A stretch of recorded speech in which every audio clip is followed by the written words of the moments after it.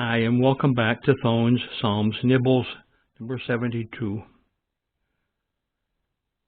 Solomon's Psalm. This comes from Psalm 72, verses 14 through 17. He will redeem their life from oppression and violence, and precious shall be their blood in his sight, and he shall live. And the gold of Sheba will be given to him. Prayer also will be made for him continually. And daily he shall be praised. There will be an abundance of grain in the earth. On top of the mountains, his fruit shall wave like Lebanon. And those of the city shall flourish like grass of the earth. His name shall endure forever. His name shall continue as long as the sun, and men shall be blessed in him.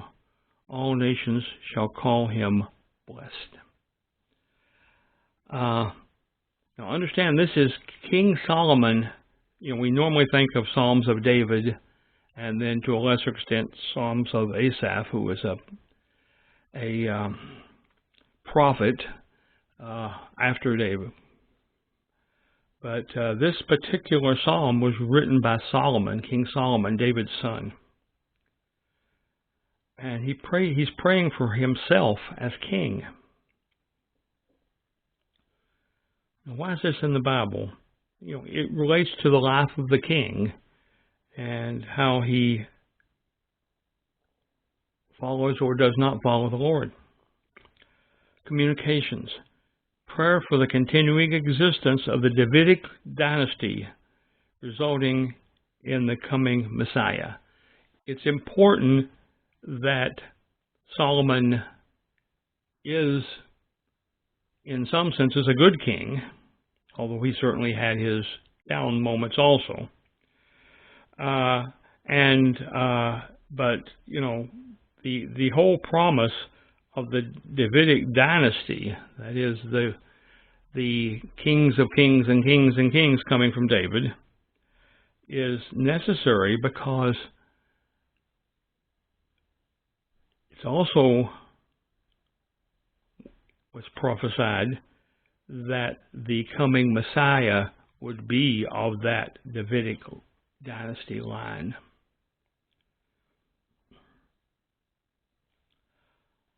The application of this to my life. The king was very important to the people because he was able to do all to make legal decisions. This was true for Solomon, but even more importantly, it will be true for the Messiah when he comes. Thus, in this case, we have parallel prayers for the success of Solomon's kingship and also for the coming messianic kingship. This is clear particularly in verse 17, when it is prayed, his name shall endure forever, and also men shall be blessed in him. Those are clearly messianic prayers for the forecasting of what the Messiah will do. So God says, the Messiah shall come. That's what this is all about. Solomon, though important in his day, was only a link in this dynasty which will eventually lead to Jesus, the Messiah. My personal response to all this is that, Lord, thank you for sending your Son as the final and forever King.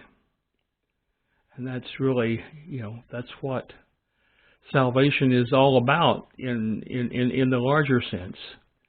That not only will we live forever, but if we just got older and yuckier and sicker, and yes, we live forever, but we really weren't in very good shape, is not. It's better than suffering in hell for forever, but Then when we think about the Son coming, and we have a new body, and it's an eternal body, and we have no sin, and we have all the things that we wish we didn't have right now, or we wish we did have right now, I guess I should say. This is an important message, and Solomon was one of the links between David and our Messiah when he first came and when he comes again. So we'll see you next